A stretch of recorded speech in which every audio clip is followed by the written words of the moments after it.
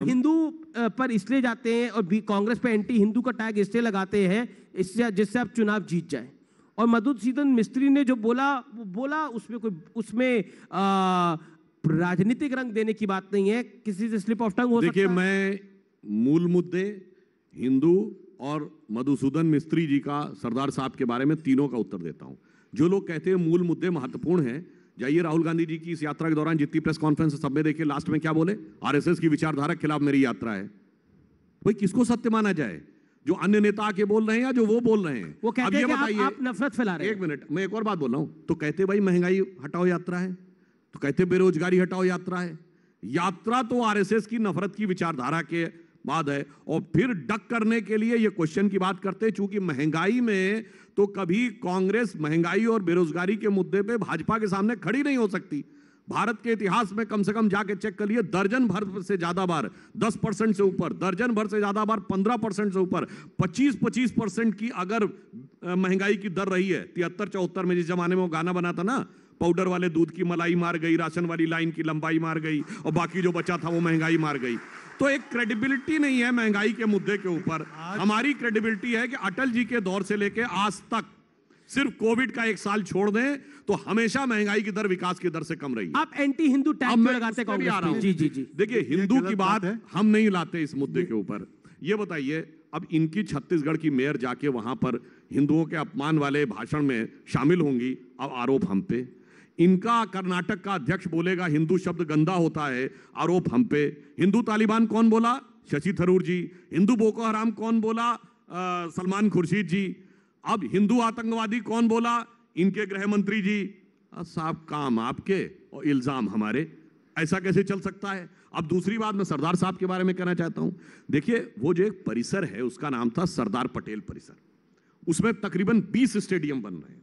उसमें से एक स्टेडियम यदि मोदी जी के नाम पे है तो इसका अर्थ यह हुआ कि वो तो सरदार साहब की छत्र छाया में है। अब मैं ये भी कहना चाहता हूं, सरदार साहब का नाम लेने का अधिकार इनको है। न्याय न्याय की बात, जब 1946 में अंतरिम सरकार बन रही थी और सारी प्रदेश कमेटियों से नाम मांगे गए थे कि किसको प्रधानमंत्री बनना चाहिए, तो एक कमेटी ने पट्टाभी सीतारमैया का, एक या दो कमेटी ने जेबी कृपलानी का, और शेष सारी कांग्रेस कमेटियों ने सरदार साहब को वोट किया था। और नेहरू जी को जानते कितने वोट मिले थे? जीरो वोट दे के प्रधानमंत्री बनाया। सरदार साहब का कितना सम्मान किया। और मैं विनम्रता से पूछता हूं, आप तो बहुत वरिष्ठ नेता हैं, शायद आपको पता हो सरदार साहब की डेथ हुई 1950 में। उसके बाद बताएं गुजरात बनने तक 1960 तक कोई एक योजना बताइए, कोई एक संस्थान बताइए, कोई एक स्थान बताइए सरदार साहब के नाम पे किया हो। भारत रत्न तो छोड़ दीजिए।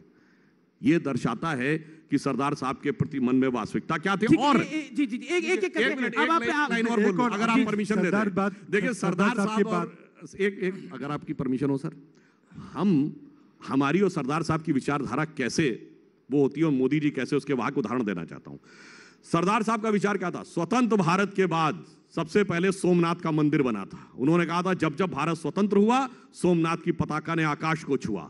आज काशी विश्वनाथ का कॉरिडोर हो, महाकाल का कॉरिडोर हो, केदारनाथ हो, राम जन्मभूमि हो, तो अगर सरदार साहब के विचार को ही तो विस्तार दे रहे हैं मोदी जी, तो असली तो उनकी विरासत के हकदार हम हैं और कोई दूसरा नहीं है। अच्छा, आप इनके नेता भी ले लो, आप इनकी विरासत भी ले लो, इस पार्टी को कहां छोड़ोगे? ये आपको कहां छोड़ेंगे?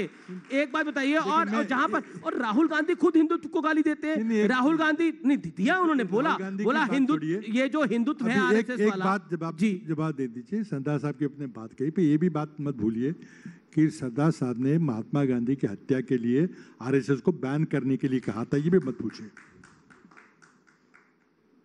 उनका जो पत्र है कि आरएसएस को बैन करना चाहिए, आरएसएस को बैन किया था महात्मा गांधी की हत्या के, क्योंकि पंडित नेहरू का जिक्र आया है। किरण रिजिजू ने न्यूज़ 18 के लिए, न्यूज़ 18 की वेबसाइट के लिए कॉलम लिखा है, एक आर्टिकल लिखा है जिसमें पंडित नेहरू की 5 भूलें बताई हैं कश्मीर को लेकर। उसको, क्योंकि किरण रिजिजू ने जो लिखा है उस पर आपकी प्रतिक्रिया क्या है? देखिए, किरण रिजिजू जी एक भाजपा के नेता हैं, अरुणाचल के नेता है, उन्होंने अपनी बात कही है, ठीक है बात है, लेकिन इतिहास कोई बदल नहीं सकता। पंडित नेहरू, उन्होंने बोला पहली भूल है पंडित नेहरू की कश्मीर के विलय को लटकाया, दूसरी भूल है विलय को अंतरिम करार देना, तीसरी भूल है मसला 1948 में यूएन में ले जाना, चौथी भूल है जनमत संग्रह का विरोध छिपाया गया, पांचवी भूल है धारा 370 को बनाना और फिर उसे लागू करना। किरण रिजिजू ने कहा सारी अपनी में बहुत बड़ी बड़ी बातें, उसमें पूरा समय लगेगा एक एक बात को करने के लिए। आप ऐसे तोड़ मरोड़ के मत पेश कीजिए। लेकिन मैं समझता हूं कि ठीक है, भाजपा को हिंदुत्व के मुद्दे पे या हिंदू मुस्लिम एक आपस की टकराव के मुद्दे पे चुनाव जीतने हैं तो जीते हैं, लेकिन ये अब तक ज्यादा देर नहीं चलेगा, क्योंकि देश की दुनिया, देश की जनता जो है अब वो असली मुद्दे पे आना चाहती है। हिंदू मुस्लिम करती है, बिल्कुल, ये इसी पे तो जीते हैं चुनाव। अब पिछला चुनाव जो लोकसभा का जीते थे वो किस तरह से जीते थे? इसी तरह से द्वेष की भावना भड़काकर, भाई भाई को टकरा कर। कैसे द्वेष की भावना भड़काई? देखिए, पूरी सब जगह पे जब भी चुनाव जीतना होता है, चुनाव आता है, कोई ऐसे कोई मसला खड़ा कर देते हैं जिससे कि वो वोट बटोरने की राजनीति करते हैं। लास्ट चुनाव में क्या मसला था आपके? कौन से लास्ट चुनाव में क्या मसला हुआ खड़ा? हर एक चुनाव में अलग अलग मसला होता है, जरूर करते हैं वो। इसी दिशा में जा रहे हैं वो तो साफ बात है। इसी का तो इसी विचारधारा का तो विरोध कर रहे हैं। ठीक है, ओके। सुधांशु, आप हर चुनाव को हिंदू मुसलमान ले जाते हैं। देखिए, मैंने तो अभी उदाहरण दिया, यूपी के चुनाव में भी इन्हीं के लोग विषय लाए थे और यहाँ भी इन्हीं के लोग विषय लाए। मैं सिर्फ एक उदाहरण देना चाहता हूँ कि जो अभी आपने कहा, मैं जब छात्र जीवन में था, राम मंदिर का मुद्दा उठ रहा था, तो एक जगह प्रश्न पूछा गया, एक सज्जन आए बोलने के लिए कि साहब, यदि सोमनाथ का मामला उसी समय सॉल्व हो सकता था तो राम जन्मभूमि का मामला क्यों नहीं सॉल्व हो पाया? तो जो बुजुर्ग व्यक्ति भाषण दे रहे थे उन्होंने हंसते हुए कहा, सोमनाथ सरदार साहब के प्रांत में पड़ा तो तुरंत सॉल्व हो गया, राम जन्मभूमि पड़ गया नेहरू जी के प्रांत में तो आज तक सॉल्व नहीं हुआ था। दूसरा, 560 की सारी रियासतें जहां सरदार साहब के हाथ में थी सब हो गई, एक जगह पंडित जी ने उंगली रखी तो फिर ऐसा फच्चर फंसा कि आज तक फंसा रहा। अब एक और उदाहरण बताता हूं, दुनिया में तो आरोप लगा रहे हैं, एक लाइन में बोल रहा हूं, सिर्फ एक फैक्ट, बाकी चलिए बहुत सारी बातें इतना इतिहास में किया जा रहा है। देखिए, यूनाइटेड नेशंस में मामले को ले गए। यूनाइटेड नेशंस कब बना? 24 अक्टूबर 1945, और अक्टूबर 47 में कोई यूएन की हैसियत नहीं थी, न चाइना उसका हिस्सा, ना उस समय रशियन ब्लॉक मान रहा है। मेरे विपक्षी लोग अनुसंधान करके बता दे कश्मीर से पहले कौन सा मुद्दा गया था वहां।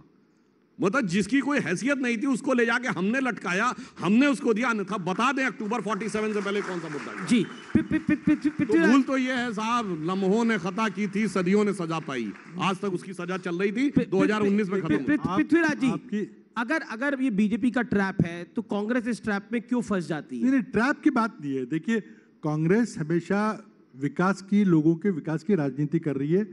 भाजपा लोगों को लड़ाकर चुनाव जीतने की राजनीति कर रही है, साफ। लेकिन इस बार तो कहा जा रहा है वो जो तीसरी पार्टी आ रही है जिसने दिल्ली और पंजाब में कांग्रेस को हराया, वो भी मैदान में है। देखिए, गुजरात में तीसरी पार्टी का कोई प्रभाव नहीं रहेगा। वो ठीक है, 2 राज्य जीते हैं, जरूर जीते हैं, और चुनाव में हर एक पार्टी को अपनी अपनी बात करने का अधिकार है, जरूर रखें, लेकिन चुनाव ये 2 पार्टियों के बीच में ही होगा। आप कह रहे हैं कि कांग्रेस और बीजेपी के बीच का चुनाव। सुधांशु त्रिवेदी, ये सवाल बड़ा अहम है। तीसरी पार्टी भी है जो कि पंजाब में अभी उसने एक बहुत बड़ा मैंडेट पाया है, दिल्ली के अंदर वो लगातार दूसरी बार सरकार में है, आम आदमी पार्टी। वो कह रहे हैं कि आपके लिए परेशानी का सबब बन सकती है। देखिए, जब हमारे खिलाफ वो लड़े हैं तो उनके ऊपर झाड़ू फिर गई है। गोवा हो, उत्तराखंड हो, उत्तर प्रदेश हो, लगभग सारी सीटों पर जमानत जब्त। हाँ, जब इनके खिलाफ लड़े हैं तो उन्होंने कुछ किया। वैसे मुझे ऐसा लगता है यहां उस पार्टी का जोर कम है, शोर ज्यादा है। जोर कम है, शोर ज्यादा है। लेकिन क्या आपको लगता है कि इस बार ये आपका मुकाबला कांग्रेस के साथ ही है, या फिर आपको लगता है कि रेस में आम आदमी पार्टी भी होगी? अ फ्रैंक आंसर ऑन दिस। देखिए, अभी 2021 में पंचायतों के और नगर निगम के चुनाव हुए, उसमें आम आदमी पार्टी को पिछले 1.5 से लेकर 2-2.5% के आसपास वोट मिले थे। तो मुख्य विपक्षी दल तो कांग्रेस है, मगर अब यदि कांग्रेस के नेता ऐसा बयान देने लगेंगे, जैसे आज जयराम रमेश जी ने बोला कि राहुल गांधी जी के बाद सबसे लोकप्रिय नेता है, तो प्रेरित करने वाला तो कन्हैया है, तो भैया तो आप तो पता नहीं किस किस को स्थान देते चले जाएंगे। अब आप ये तय कर लीजिए कि आप मुख्य विपक्षी दल का स्थान अगर छोड़ रहे हैं तो यह आपके लिए समस्या है। हमारे हिसाब से तो मुख्य विपक्षी दल कांग्रेस है।